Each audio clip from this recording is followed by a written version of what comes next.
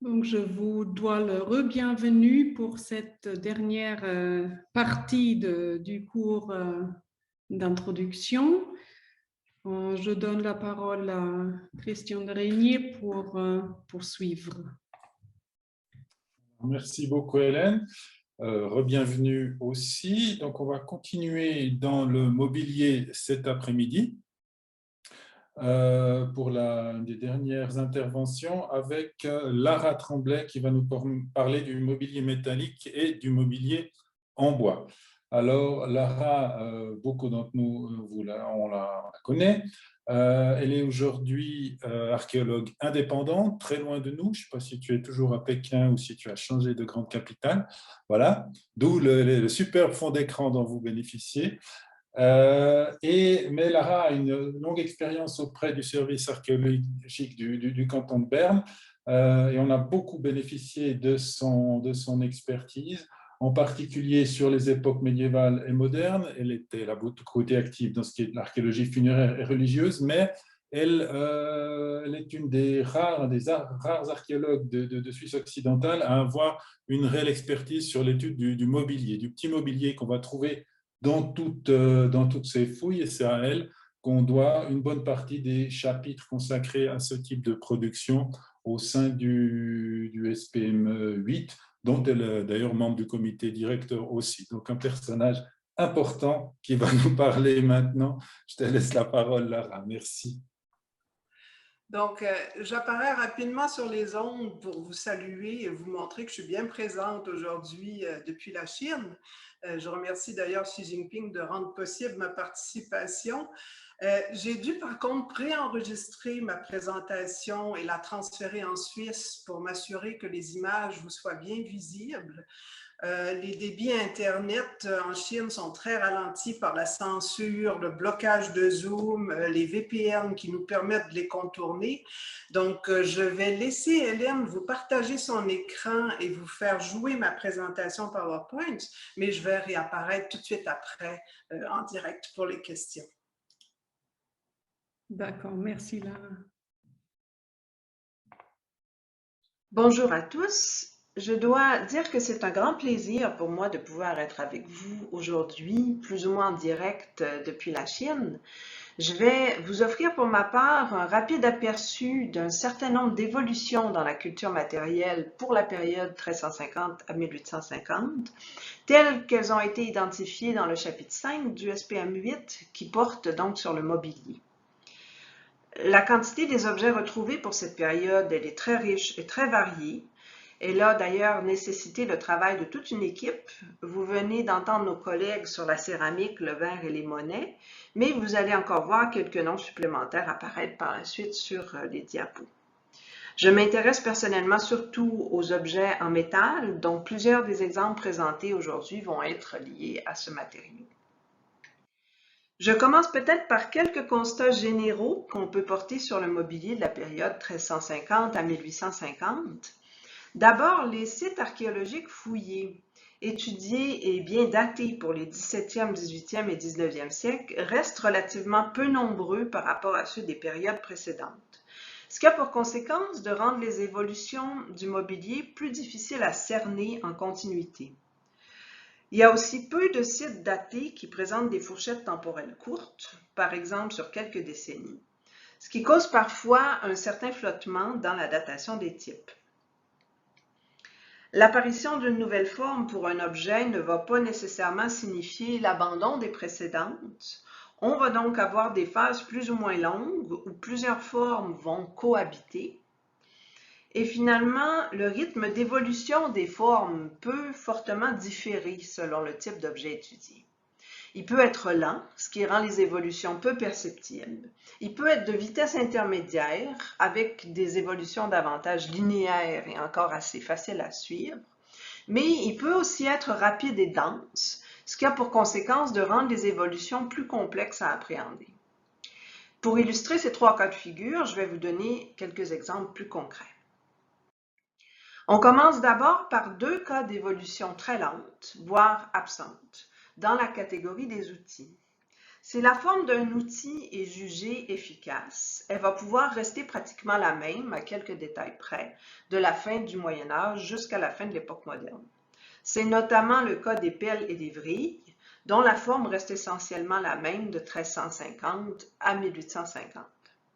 Donc, si on retrouve une pelle au détecteur de métal sans contexte archéologique stratifié, on a finalement très peu de chances de pouvoir la dater. Le fer à cheval permet d'illustrer un second cas de figure avec des évolutions de forme un peu plus rapides, de vitesse intermédiaire, mais assez linéaires.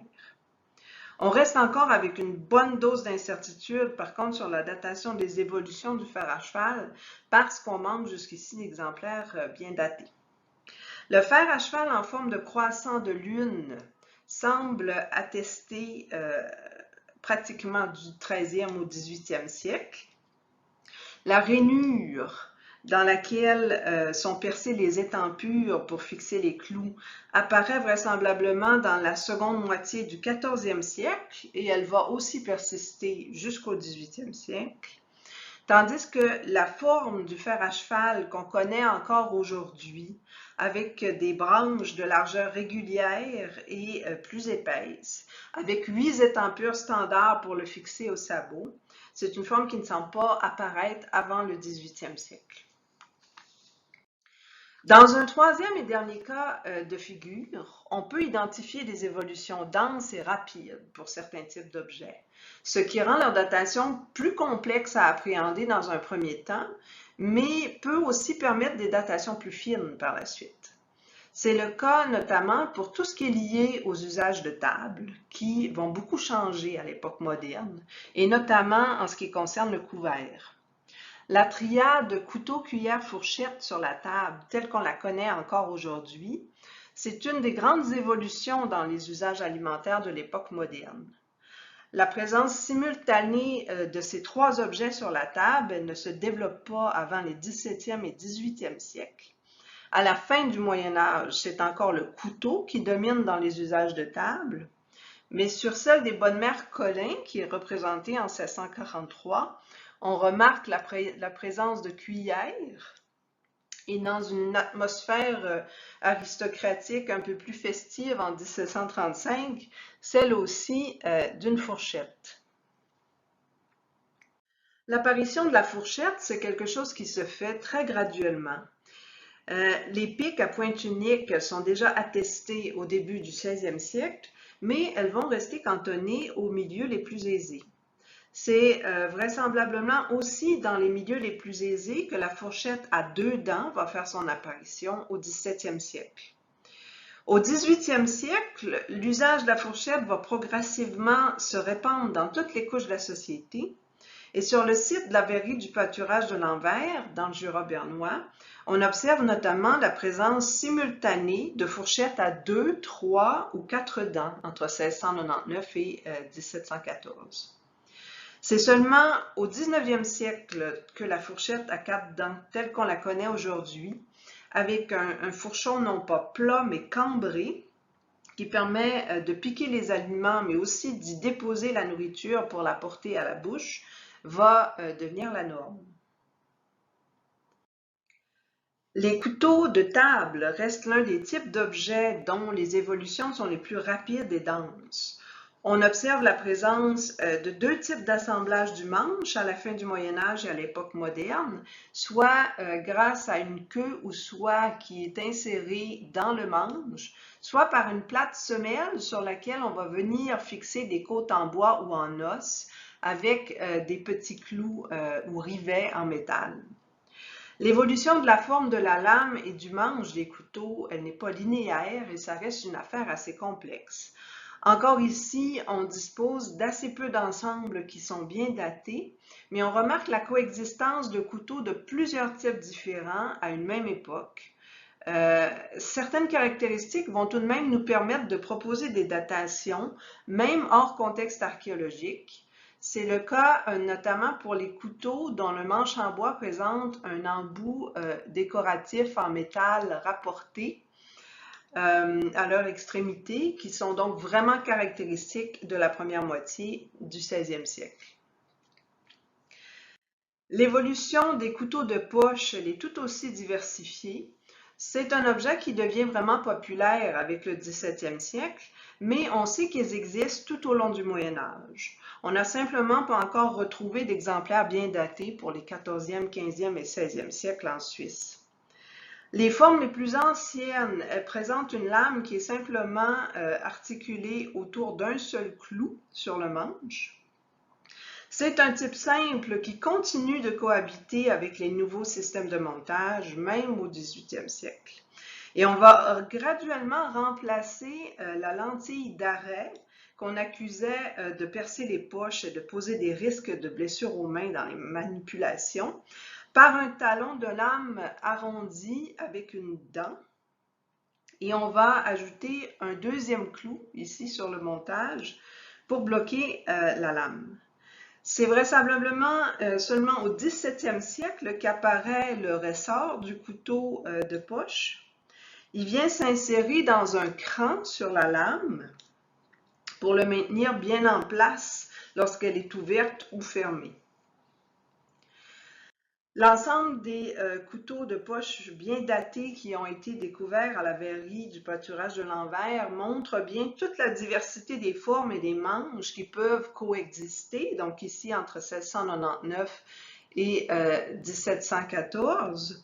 On y retrouve notamment un manche à extrémité en volute, un type qui semble succéder à une forme plus prononcée qui a été retrouvée dans plusieurs collections ou par des détectoristes et par conséquent qui est encore mal daté, mais qui pourrait bien remonter au XVIIe siècle. Les récipients en bois, en pierre et en métal restent encore trop rares pour la période 1350 à 1850 pour qu'on puisse réussir à bien cerner leur évolution. La découverte d'un seau pratiquement complet dans le puits du village d'Oberburen nous rappelle toutefois l'importance des récipients assemblés par cerclage végétal en cuir ou encore en métal pour cette période. Hormis les bols, la découverte de formes hautes tournées comme la coupe en bois de Willisau ici illustrée reste plutôt exceptionnelle. Les récipients en pierre rolaire, dont la production persiste jusqu'à aujourd'hui dans le Valais et au Tessin, nous posent encore un grand problème de datation pratiquement à toutes les périodes historiques parce que leur forme varie très peu. Et pour les récipients en métal, les marmites tripodes à 2 poignées latérales en alliage cuivreux sont bien attestées du 14e au 16e siècle. C'est le plus souvent leurs pieds isolés qui sont retrouvés sur les fouilles archéologiques. Un bel ensemble de 9 marmites complètes a été mis au jour dans la cargaison de l'épave d'Autrive, dans les eaux du lac de Neuchâtel, et cet ensemble permet de démontrer que des pieds stylisés de différents types cohabitent dans la seconde moitié du 16e siècle. Ils sont soit ornés d'une simple saillie en forme de patte d'animal, ou encore de visage humain. Pour toutes les périodes historiques, la découverte de vêtements bien préservés et de chaussures en contexte archéologique reste plutôt exceptionnelle. Ce sont surtout les tombes qui sont susceptibles d'en livrer. Ma collègue Antoinette Rasteicher s'est donc plutôt concentrée sur les principales évolutions de la production des textiles entre 1350 et 1850. Cette production s'accélère notamment grâce à de nouvelles inventions, comme le rouet à ailette ou à pédale à la fin du 15e et au début du 16e siècle, ou encore le métier à tisser mécanique dans la seconde moitié du 18e siècle. On retrouve toutefois plusieurs accessoires vestimentaires en métal qui témoignent du vêtement sur les fouilles archéologiques, notamment des boutons à partir des 13e et 14e siècles. On peut lier leur apparition à la mode des vêtements plus ajustés qui intervient vers la fin du Moyen Âge, mais sa généralisation en Suisse semble assez tardive. Les ensembles de mobilier des 14 et 15e siècles n'en comportent pratiquement pas jusqu'ici. Hormis un bouton précoce retrouvé au château de Friedberg dans le canton de Zurich, daté entre 1250 et 1400. C'est un bouton qui est caractéristique des formes les plus anciennes, c'est-à-dire qui sont généralement en métal coulé, souvent en alliage cuivreux, avec un décor floral et une bélière d'un seul tenant. On connaît aussi encore très peu d'exemples pour les 16e et 17e siècles, mais c'est sans doute à cette époque que l'usage des alliages plombifères et stannifères va se généraliser dans leur fabrication. Des boutons composites réalisés dans ces matériaux à partir de 2 disques de tôle emboutis puis assemblés par brasure se retrouvent notamment dans les ensembles bien datés des verreries de cour dans le Jura bernois, datés donc entre 1673 et 1714. À partir du 18e siècle, on constate une forte diversification des formes, des matières et aussi des décors, avec notamment la multiplication des boutons en os, percés de 4 ou 5 trous, et l'apparition de boutons en verre, parfois décorés de motifs floraux peints à l'émail. Les boutons en nacre et en métal percés de 2 ou 4 trous vont quant à eux apparaître seulement au 19e siècle. Je glisse un tout petit mot sur les agrafes qui servent aussi à fermer certaines pièces de vêtements. La plus précoce retrouvée en Suisse jusqu'ici, elle date d'avant 1471. Elle a été mise au jour à Zug. Mais la forme des agrafes n'évolue pratiquement pas pendant toute la période jusqu'à nos jours. Les boucles sont aussi un type de trouvaille assez commun. Ce n'est pas toujours aisé de définir avec certitude leur fonction, mais certaines formes sont assez caractéristiques. C'est le cas notamment des petites boucles circulaires qui étaient généralement fixées au sangle des chaussures. Les boucles décoratives de taille moyenne, souvent en alliage cuivreux, sont-elles généralement attribuables à des ceintures. Quelques mots encore sur les chaussures. On les retrouve assez rarement en contexte archéologique, mais elles restent généralement bien préservées dans les milieux humides ou encore dans les tombes qui sont fermées hermétiquement. Depuis plusieurs années, la plupart des chaussures archéologiques qui sont retrouvées en Suisse sont analysées par Markita et Serge Folken, qui gèrent le centre d'études spécialisé Gentlecraft à Lausanne. Et pour le SPM 8, ils ont pu produire une planche qui récapitule les tendances pour les chaussures datées de 1350 à 1850 découvertes en Suisse. Les techniques de montage de ces chaussures vont évoluer vers la fin du 15e et au 16e siècle. Elles vont notamment permettre l'apparition du talon au 17e siècle, qui reste l'une des évolutions les plus marquantes. Et c'est aussi à partir de ce moment que les chaussures d'hommes vont pouvoir être distinguées de celles des femmes. Parmi les objets qu'on peut associer au divertissement, on peut mentionner les pipes qui sont traitées par Andreas Segge dans le SPM 8. La consommation de tabac apparaît en Suisse vers 1600 et les toutes premières pipes en terre cuite mises au jour sur des sites archéologiques remontent à environ 1640. Selon les siècles, ces pipes sont importées de différentes régions, notamment d'Allemagne, des Pays-Bas et aussi de France. La guimbarde reste l'un des seuls instruments de musique retrouvés assez couramment sur les sites de fouilles de la fin du Moyen Âge et de l'époque moderne, puisqu'elle est fabriquée en métal, contrairement à la plupart des autres instruments qui étaient fabriqués en bois. Elle est constituée d'un cadre que l'on tient fermement contre ses dents et d'une languette dont la vibration est actionnée par le doigt. La languette, c'est la partie la plus fragile de la guimbarde et elle n'est pas réparable. C'est visiblement sa fracture qui va déterminer la durée de vie de l'instrument et son abandon. En Suisse, comme d'ailleurs en Europe, les plus anciennes guimbardes dont la datation est fiable, elles remontent au début du 13e siècle. La forme de la guimbarde varie relativement peu au fil des siècles, mais la longueur des bras des guimbardes modernes a tendance à raccourcir par rapport à celles qui sont datées de la fin du Moyen Âge, qui présentent des bras plus longs. Et finalement, quelques mots sur l'armement, traité par Jonathan Fry dans le SPM 8. Ce sont les projectiles à douille, des arcs ou arbalètes qui restent les découvertes les plus fréquentes de cette catégorie pour le Moyen Âge tardif et l'époque moderne. Ces projectiles, ils tendent toutefois à disparaître au début du 18e siècle, sans doute au profit des armes à feu. Pour ces dernières, on passe du canon à main et de l'arquebuse à la platine à mèche dans la seconde moitié du 15e siècle, à la platine à rouet au 16e siècle. Elles vont toutes les deux cohabiter, mais elles sont supplantées par la platine à silex au 17e et 18e siècle, ce dont témoignent surtout les pierres à fusil en silex retrouvées en assez grand nombre sur les fouilles.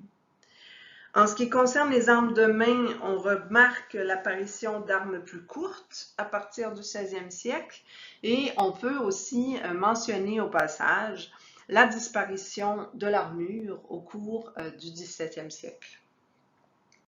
Bref, on constate que la forme des objets évolue à des vitesses variables, que certains d'entre eux sont remplacés par de nouveaux, ce qui nous amène finalement aussi à se demander pourquoi. Je reprends ici l'exemple de la fourchette. Elle n'a pas été inventée ex nihilo par un inventeur brillant.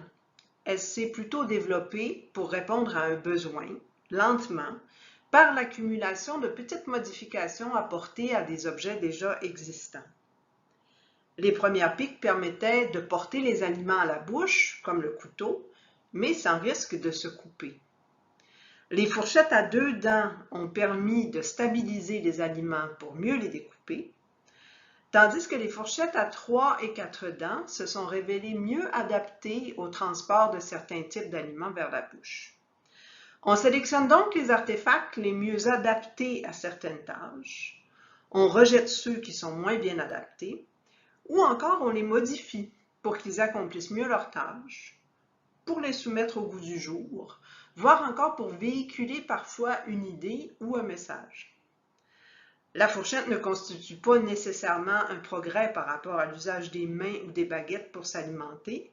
Elle ne fait d'ailleurs pas partie des usages alimentaires ici en Chine. La production et la modification des objets dépendent donc finalement de leur capacité à satisfaire les besoins humains, mais dans un contexte donné. Merci.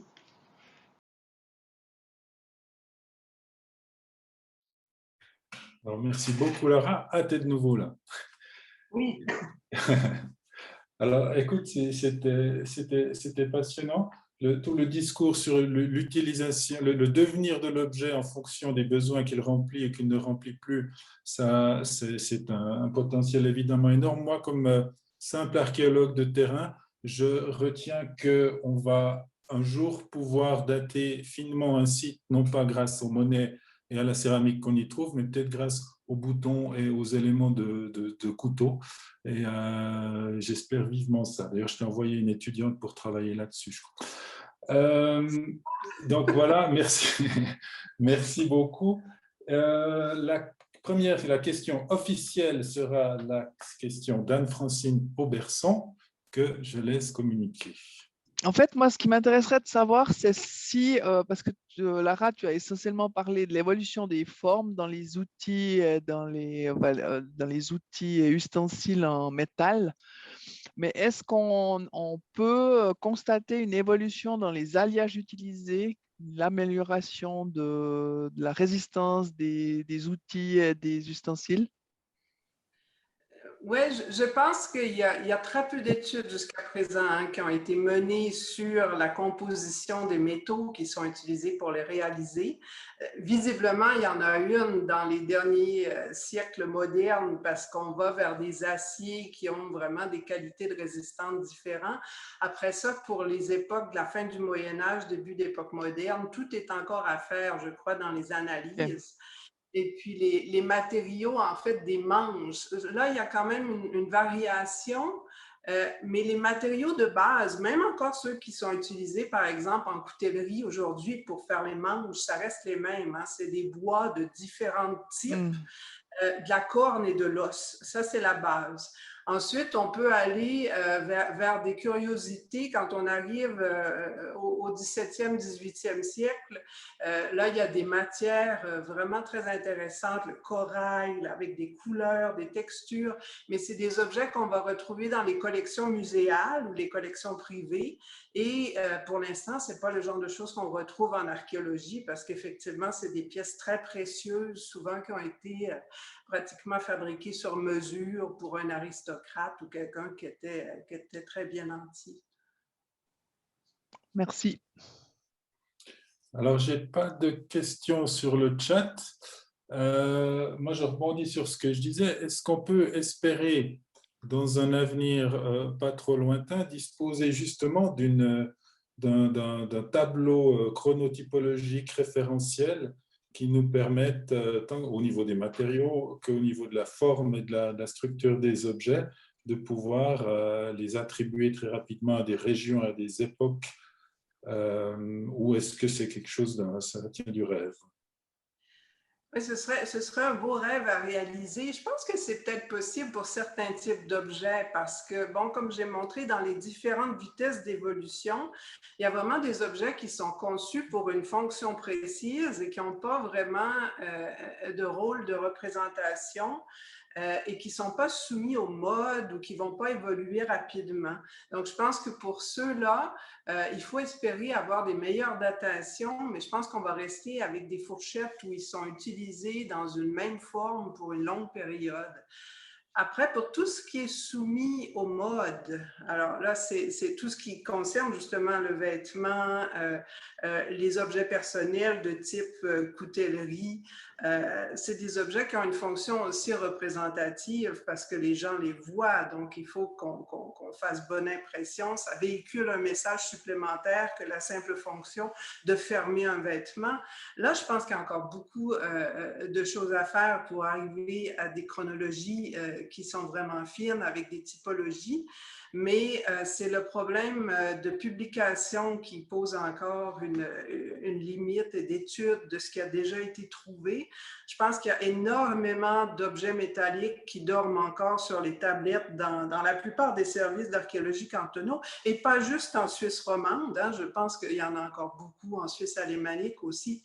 Et tant qu'on ne va pas s'attaquer à mettre la main sur les corpus, je crois qu'il faut aller chercher en fait les ensembles mobiliers qui sont les plus porteurs. Et je voyais justement que M. Kaiser mentionnait à nouveau Autrive, qui est l'épave d'Autrive, qui est aussi un site qui est extrêmement bien daté. Hein. Je pense avec la dendrochronologie, on est capable de dire, voilà, on a une cargaison de la seconde moitié du 16e siècle.